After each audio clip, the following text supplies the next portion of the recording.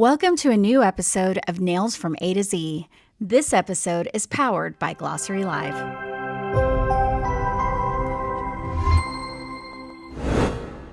Hi, I'm Alicia Raimondo and welcome to Peel Back the Polish. Today I'm talking to Viv Clements. She is from Australia and she's a very good friend of mine. We've known each other for a really long time. We've both been in the business for entirely too long.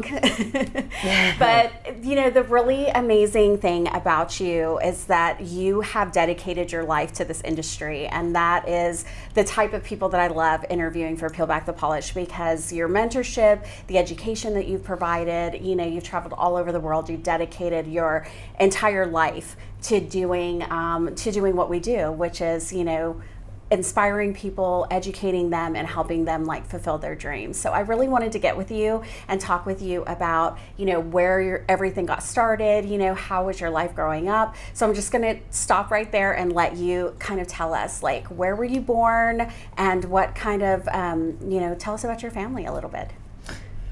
Oh, that's a big story. Yes. Could go on for a while. Okay, so I was born in Melbourne, Australia. And I have 3 older brothers, and they were good. They were really good.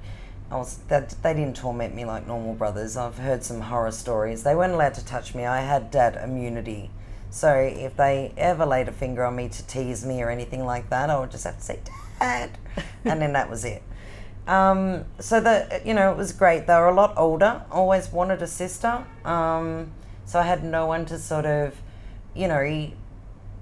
paint nails and makeup, and I had girlfriends for that. I did used to borrow, at the time it was fashionable to wear suit jackets, men's suit jackets, so I used to borrow my brother's suit jackets.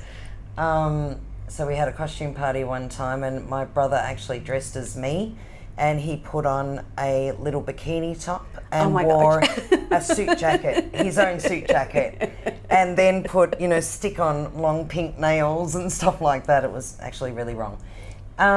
So you grew up with a bunch of brothers, but you were a girly girl on the inside. Yes, on the inside. I did all the other stuff because I didn't have a choice. So I loved fishing. I still do to this very day. And I enjoy doing the camping and, all those sort of outdoor activities. I have my own caravan. I tow my own caravan.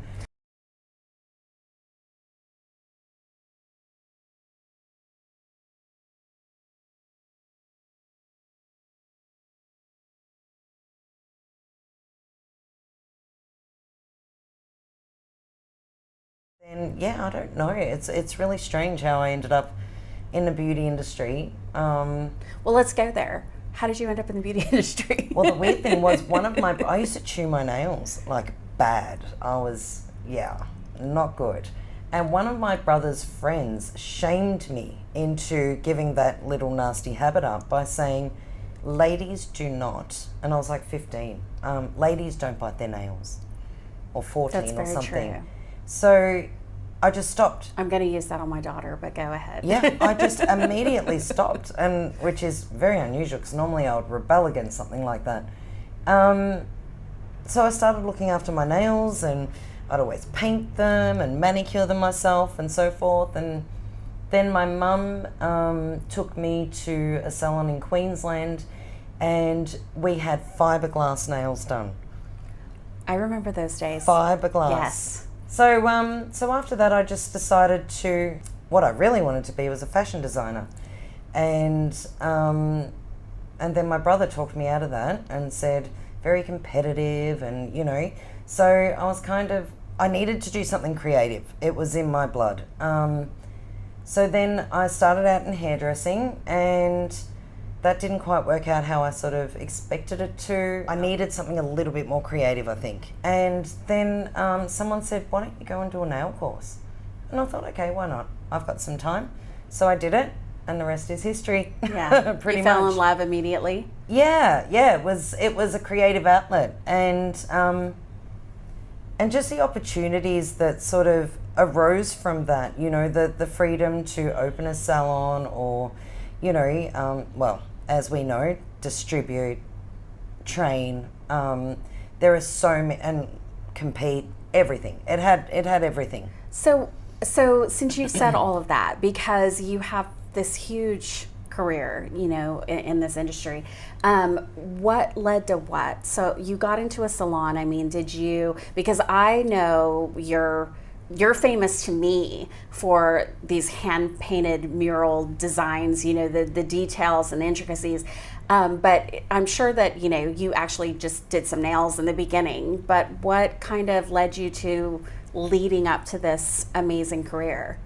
It was my dad. He always said to me, whatever you choose to do in life, just make sure you're one of the best. So, you know, take pride in what you do and do it well. So, you know, if you choose to be a garbage collector, be one of the best garbage collectors there are.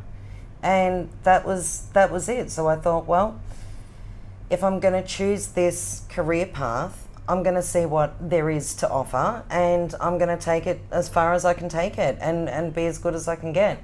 So initially it was a little bit bumpy because, you know, you're young and, you know, starting off in a salon, and it's hard. It's long hours sitting there with no clients and, you know, waiting to build that clientele. And being young, I think, when I first started out, I didn't have that business sense. But as the years progressed, that came. As for getting into everything that I got into, again, it was my dad's voice in my head. And was that when I started doing courses? Yeah, to advance myself. I met you, I met Tom, and you taught me my competition nails. And yeah, it just went from there. And then I thought, well, here's a way to basically advance my skills and push myself to get better, basically, to do the best I can possibly do. And by being on a competition floor, it's not just about, well, it's definitely not about the trophy, and it's not about it was basically what you would learn from other competitors. The first time I competed, I did the most amazing nails. I thought they were the most amazing nails that I'd ever done, right? And they were this beautiful natural acrylic. I didn't realize it was a French competition because I had never seen French. Yes, I remember I had those never days. seen pink and white. So after it finished, I actually bumped into the woman who trained me, and I said, have a look at my work, have a look at my work. And she looked at my work and she said, okay, yeah, it looks really good. Your structure and everything's, you know, good. She said, but it's a French competition. And I said, well, what's that? What's that? And she said, let me show you. And she brought another girl over that was one of the competitors, her model, and she showed me the pink and white. And I said, I've never seen coloured acrylic before. So that was a very big learning curve because I thought I was going to win. But instead what it did was the moment I got out of there, I looked for more education, and then I looked for more product or better product. And I just kept pushing myself to find the best, to train with the best, which is why I sought you out and Tom. And it's so funny, isn't it, that people, you know, sitting on planes, and I'm sure you would have copped it, right, where you'd be sitting next to someone on a plane and they would say, what do you do? What do you do for a living? And it's like, I do nails. And you're traveling overseas for work. Yeah. There are so many opportunities out there that you would never in a million years imagine could come from doing nails. How did you move forward after you started competing and figuring out? It became almost like a drug. For me, it was the friendships that we formed, and we've just experienced that this weekend, but or the last couple of days. But it was an amazing feeling when you would fly overseas, and you would land at whatever destination, wherever the comp was or the expo or whatever, and you'd walk in and you'd see all these faces, you know, that and all the people that you had sat on a competition floor with or trained with, and and that was a big draw card for me. I really enjoyed that. I love people, and I love there was that sense interaction. of community. Yeah. And being in Australia, we were so far away from everything. So the only way you could really advance yourself is with international, because everything got filtered through. By the time it hit Australia, it had already been out in the world for Right, quite there a was while. pink and white going on. Yeah. And you just heard about it. So it was always filtered through, and it took a long time before it hit Australia. So it was just, for me, no matter what I did, and especially for training. I got into training because people asked me to train them once I was winning competitions and so forth. And I didn't know how to train at that point, because I had been to so many classes, but I thought, if I'm going to be charging people to actually pay for one of my classes, I need to feel that they're getting what they've paid for. I need to know that when I charge for a class, that they're going to be walking away with something. That was super important for me. So that's why I kept competing, and that's why I kept attending classes. I always upskilled, always. I attended at least 2 to 3 classes per year at least. And that's over 10, 15 years of it. I did that. Yeah. And then, of course, when the friendships formed and so forth, you would be, hosting educators from other overseas. So then you would be able to see how they worked, and you would learn from that as well. So it wasn't just me going to classes. I was actually bringing artists in. They were running classes, and I was benefiting from that also. Right. So there's so many opportunities out there. It's crazy. It's, I know. Yeah. I love the fact that in our industry that community happens fast. Once you get out there, you find that this, I tell people all the time, this is the most passionate industry that I know of on the face of the earth. Yeah. Because if you don't love what you do, you're not going to keep doing it. I mean, this is hard work. I mean, this labor intensive, it's hard work. No, it's not glamorous at all. And so in order to do it, you have to love it. And the people that you meet, they're so passionate, and they have such heart and soul, and they're so open and welcome and giving. And, there are the occasional, folks out there that don't want to share, they don't want anybody better than them, but it's not the norm. The norm is a very open, community. And once you get out there and get involved in it, you really feel like a part of something greater than... It's almost like a family, isn't it? Yes, it is. Absolutely like a family. An extended family. Yes. Yeah. And so then let's get back to your story, though, the Viv Cat story. So you and Kat got together, Catherine Wong, and you created this amazing course that people could take, and you traveled all around the world teaching it. Yeah, they were the glory years. There was so many adventures, and that was a thank you to you for that, because Alicia was the one who introduced us. She was the one who said, you need to look up Catherine Wong. So yeah, once we met, I emailed her, and I told her that Alicia recommended that I catch up with her. And she was like, oh my God, Viv Clements. And I said, we need to get together. I want to train with you. And she said, no, I want to train with you. So we, arranged to meet up in Singapore, and it was amazing. Like I researched this woman and saw her artwork and was completely starstruck. Yes. So when she messaged me to say, I'm downstairs at your hotel, and I came to the foyer doors and I saw her standing at the bottom of the stairs, I was like starstruck. I was like, oh my God, she's there. So of course I proceeded to trip down the stairs, as you do, in front of my idol. I tripped and made an absolute fool of myself, and I was horrified and mortified, and I'm thinking, oh my God, what does she think of me now? But she made me feel much better about that, because as we got to her business premise, there was 3 flights of stairs or something, and I was still horrified by what had just happened. But as we're walking up the stairs, she was in front of me and she tripped on the stairs walking up the stairs. So that was it. That was like, that cemented our friendship. That was it. That was that turning point. And then we discovered that we were the exact same age. We were a day apart. So I'm the 24th of November, she's the 25th. We're both Sagittarians, and I don't think it was very long after that initial meeting that we kicked off VivCat. She was really good with colour. So she would be able to just grab a palette of colours and throw them together and create like a masterpiece out of that. And I couldn't get my head around that because I was always, this colour has to go with this colour. Yeah, this your colour brain has to... was, yeah. So that's she two different helped sides me. of the brain there. Absolutely. So she actually taught me how to step out of the square. I remember one time in particular, she said to me, I want you to close your eyes and pick 3 colours. And you're going to do this design with 3 colours that you've chosen without you choosing them. So you don't know what you're choosing.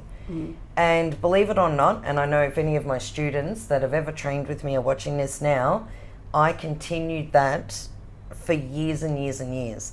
Because whenever I came across someone like me that was, if you're using pink, you need to match it with, Yes. And so I did that, and it worked so well in training, getting people to step out of their comfort zone. And that was something that Kat taught me. So we worked really well together. We were complete polar opposites, but we worked extremely well together. Always had a great time. So how did that, what was the next level from that? Things, I don't know, it was a really slow progression, and we just sort of started doing, I suppose, maybe focusing more on distribution back home and training and so forth, but staying close to the home front. And then my son was doing his final years of school, and I wanted to be there, to support him through that. So yeah, I think, but Kat and I have always remained in contact, and we make sure we always catch up, and yeah. So now I have distributors in Australia set up. So I'm currently the importer for Accents, Accents Professional, which is gel, and we supply to salons in Australia and New Zealand. So I have the Australian and New Zealand market, and I have distributors set up. So I used to hold the product, and we would also distribute, but what I wanted to do was kind of change that a little bit, and I really wanted to focus on supporting my distributors. So being able to create more YouTube content for our customers, more educational information about the product and how it works, and the idiosyncrasies of the product, and because Accents is such a diverse line. There's so many different in our hard gel line, there are so many different consistencies and so forth. So for people to be able to use a product regardless of what product it is, education is key. Yes. Because if you've got a product, no matter how good it is, if you don't know how to use it properly, No, it's and going you're to sit in using your it drawer. exactly. So you've started taking other courses in creativity in other ways. So tell us a little bit about what that has been like for you. So, because I have such that creative passion, and as you get older, eventually you've got to sort of not put your brush away, and I'm still painting and I'm still doing those sort of things, but the competition days are over, but I still need a creative outlet. And I've always had a love for computers, always, my entire life. It was one of the things that I was really good at school. So it was art and computer studies. So I started working with creating digital content, and I started off self-taught. So I would play around with Photoshop, and every time I wanted to edit a photo, I would YouTube it, and I would sit there with one screen with the YouTube tutorial, and the other screen I'd be doing it and pausing, and and it became like another creative outlet for me. And then I realized the importance, we all know the importance of social media and digital content for our businesses in this day and age. Like, it was a lot different when I started out, a lot different. But now when I started out, we didn't have personal computers. No. Or internet. Phones. As well. And I've seen some of the stuff that you've created, and you're just like a natural marketer, in your mind of what you want to see and how you want to produce it. And so now you just get to do the fun part of playing around and making that stuff. Yeah. So I'm hoping that will lead into especially having the industry behind me. So obviously digital content is, across every industry. I want my focus to be on our industry. And again, in this day and age, you have to have digital content, and Yes. it has to be consistent and all the rest of it. And that's really, really hard for people, and I know that firsthand. I've done digital content and photography, videography, and I want to basically be there to work with salons or distributors or so forth to help them with their digital content. Yes. It's like a fresh start, but it's still within the industry that I've been in for roughly 33, 34 years. So I'll still be around all the people that I love and still working with people, that share that passion. Yeah. So it's pretty much a no-brainer. Yeah. I love that. Yeah. How do you keep your inspiration going? How do you keep your brain rolling? How do you keep the passion alive? What kind of advice would you give them to be able to help them move forward and maybe taking this type of career path? That is such an excellent question because, over all the years, and I'm sure you've been asked a million times, and I have too, it takes passion, it takes determination, dedication, but anyone can do it. Absolutely anyone can do it. And how many times I've heard people say, there are so many opportunities. You would never think that, when you do a nail course, that there are these opportunities. But we've traveled. We have seen countries that we may have never had the opportunity to see. We've formed friendships that are Yes. lifelong friendships. So for me, it was competing. It was getting out there in the competition world. That was one thing, but there was also the training. So upskilling. Upskilling is you have to step out of your comfort zone and you have to go and it's not just online classes, which are very convenient and they're definitely a great thing out there to do. But wherever you can too, try and do in person. Because Absolutely. you will get to meet people and you will form friendships and networking, and all the opportunities that have come my way have been through those events. Yeah, absolutely. Attending shows. Yes, you can buy any product you like online now, but it is still not the same as attending a show and seeing it and feeling it and using it. In most places you can play with it. Yes. Yeah.